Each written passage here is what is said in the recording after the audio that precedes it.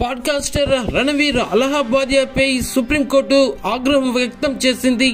భావ ప్రకటన స్వేచ్ఛ పేరుతో ఏది పడితే అది మాట్లాడడానికి మీకు లైసెన్స్ ఉందా అని సుప్రీంకోర్టు మండిపడింది. ఇక సమాజానికి కొన్ని విలువలు ఉన్నాయని ఇండియాస్ గాట్ లాటెంట్ అనే షోలో రణవీర్ చేసిన వ్యాఖ్యలు ఇప్పుడు సభ్య సమాజం తలదించుకునేలా ఉన్నాయని ధర్మాసనం తెలిపింది. ఇక థానేలో పాస్పోర్ట్ ని సరెండర్ చేయాలని రణవీర్ను ఆదేశించింది. కోర్టు అనుమతి లేకుండా దేశం విడిచి వెళ్లటానికి వీలు లేదంటూ షరతులు కూడా విధించింది. అలహాబాదియాను అరెస్టు చేయకుండా సుప్రీం ఆదేశాలు ఇచ్చింది.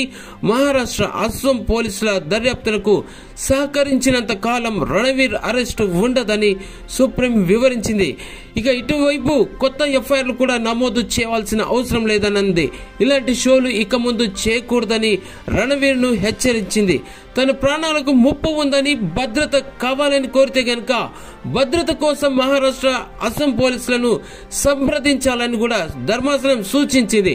ఇక విచారణ సందర్భంగా సుప్రీం కోర్టులో వాడివేడి వాదనలు కొనసాగాయి. రణవీర్ అలహాబాదియా తరపున సుప్రీంకోర్టు మాజీ చీఫ్ జస్టిస్ డివై చంద్రచూడ్ కుమారుడు అభినవ్ చంద్రచూడ్ ఈ వాదనలన్నింటినీ వినిపించారు.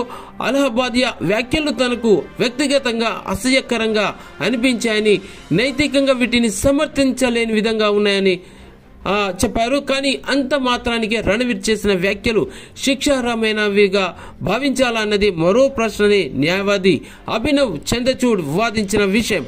అయితే ఈ వ్యాఖ్యల మీద ధర్మాసనం అభ్యంతరం వ్యక్తం చేసింది. దేశంలో ఇది అసభ్యత, అశ్లీలత కంటే ఇంకేంటి అని జస్టిస్ కాంత్ తీవ్రంగా ఆక్షేపించిన విషయం.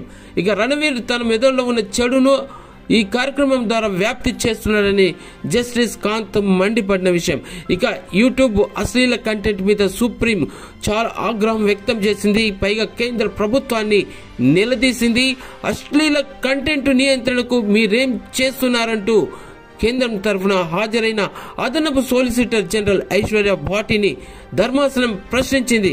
ఇక కేంద్రం తగిన చర్యలు తీసుకుంటే సంతోషమని జస్టిస్ కాంత్ కూడా వ్యాఖ్యానించారు. ఇక యూట్యూబర్లు తమకు ఉన్న స్వేచ్ఛను దుర్వినియోగం చేస్తే గనక మీరు పట్టించుకోరని క్వశ్చన్ చేశారు. ఈ అంశాన్ని మీరు వదిలేసినా మేము వదిలిపెట్టే ప్రసక్తి లేదంటూ జస్టిస్ కాంత్ తన వైఖరేమిటో ఖరాఖండిగా చెప్పేశారు.